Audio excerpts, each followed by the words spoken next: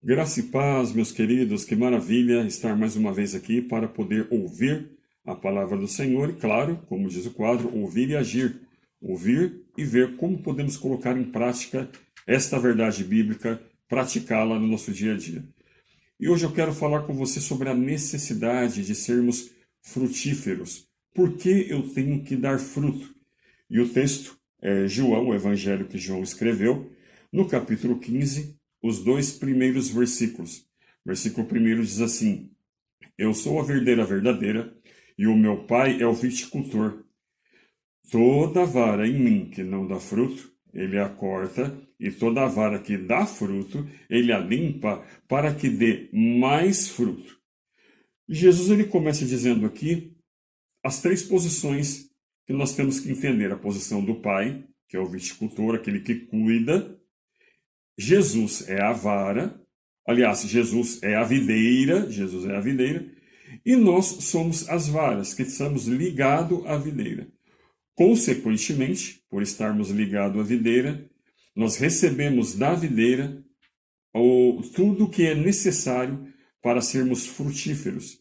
Não somos frutíferos de nós mesmos. Uma vara não é frutífera de si mesma.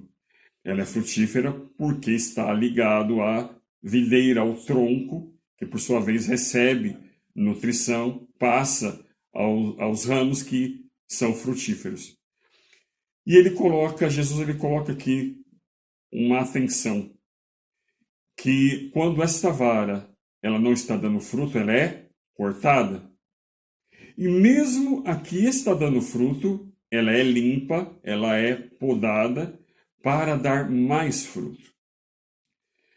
Uma coisa que é importante, nós entendemos o que é esse fruto. Muitas pessoas às vezes entendem que o fruto está relacionado ao quanto eu posso fazer na igreja, pelo reino, quantas pessoas eu posso evangelizar, quantas pessoas eu posso ganhar para Jesus. Tudo isso sim envolve o trabalho do reino, mas esse não é o fruto neste texto. E como eu sei disso? Pelo contexto, pelos outros versículos que se seguem.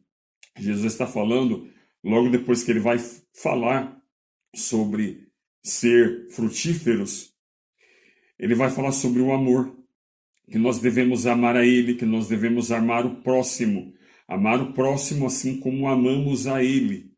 E ele vai falando isso, vai tratando essa questão nos demais versículos, até chegar ao versículo 16, e aí ele repete mais uma vez. Ele fala: olha, eu chamei vocês para dar frutos, e que o fruto de vocês permaneçam. É o versículo 16.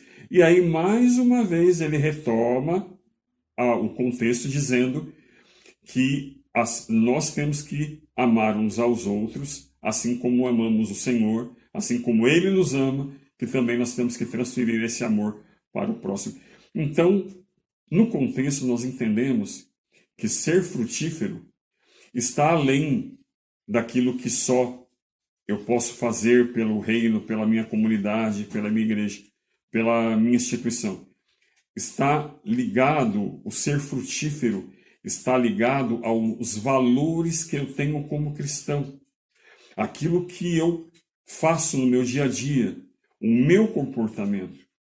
Então não é só aquilo que eu faço, o meu trabalho, mas é aquilo que eu sou. Esse é o fruto. O fruto está relacionado com aquilo que eu sou. E como eu posso saber mais sobre isso? A Bíblia diz mais sobre esse assunto? Sim.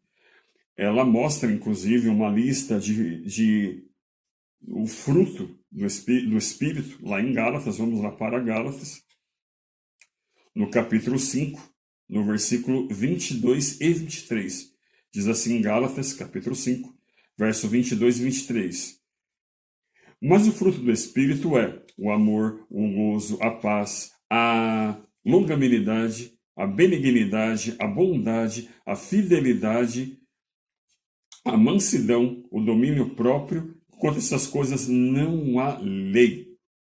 O que Paulo está mostrando agora, Paulo está mostrando como fruto do Espírito, como fruto. Você vê que não é as coisas que eu faço somente, mas é o que eu sou: paciente, longânimo, amoroso, uma pessoa de fé, uma pessoa respeitosa. Enfim, Paulo vai colocando aqui as características de alguém que tem o fruto, alguém que está sendo frutífero. E como consequência de uma vida frutífera, no fruto você sabe que há sementes. E as sementes é que vão gerar outras árvores, que vão gerar outros frutos, que vão gerar outras sementes, e fica esse ciclo. O que eu quero dizer com esse texto? Que pregar o evangelho, anunciar o cristianismo, o evangelho, anunciar Jesus, não parte só de eu ter meia dúzia de palavras bonitas, de eu ter alguns versículos decorados. Essa é a semente. Semente, o evangelho, é uma semente. Mas essa semente, ela parte de um fruto. E esse fruto é o meu testemunho, é a minha vida. Ligou agora? Entendeu agora? Por que eu tenho que ser frutífero?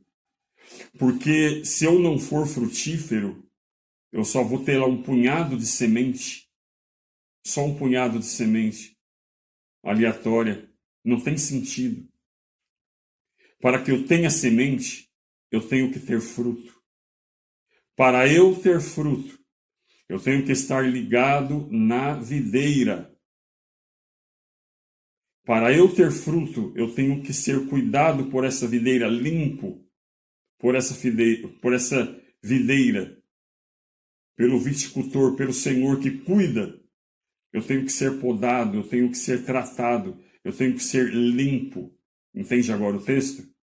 Uma vez que eu estou ligado à videira e eu sou limpo, podado, e começo a dar fruto, como consequência deste meu fruto, desse meu comportamento, dessa minha mudança de vida, a semente que está no fruto, ela tem condições de gerar outras árvores, que vão gerar outros frutos, que vão gerar outras sementes, e assim segue o ciclo. Ou seja, por que precisamos ser frutíferos? Porque através do meu testemunho de vida, da minha vida, e claro, também usando palavras, mas em primeiro lugar, a minha vida, ela é uma mensagem. Como diz Paulo em Coríntios, ela é uma carta aberta. Ela é uma mensagem. Palavras também são necessárias, mas palavras que são as sementes, sem o fruto, sem o testemunho, só são palavras como Paulo falou em 1 Coríntios 12, 13. Só são um sino que bate. É só um barulho. É só um sino que tinha, um sino que bate. Não faz sentido.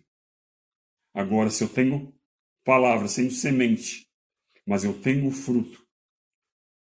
Eu tenho fruto da onde veio essa semente. Sim, isso faz sentido. Então, o Senhor nos convida hoje, e eu quero dizer isso para você, que o Senhor nos convida hoje a sermos frutíferos.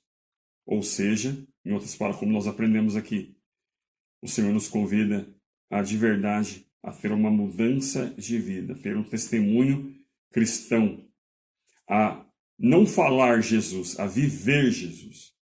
Não só mostrar Jesus em palavras, em canções, mas viver Jesus no sorriso, no abraço, no meu trabalho, na dedicação que eu tenho com as minhas responsabilidades. Eu vou mostrar Jesus na minha vida. Então, este é o convite que eu faço para você. Que Deus fale forte ao teu coração. Que você possa ler esse texto e aprender mais dentro desse texto que nós lemos. Leia, compartilhe, passe para outras pessoas. E eu creio que Deus vai continuar trabalhando e nós vamos continuar crescendo em graça e em conhecimento.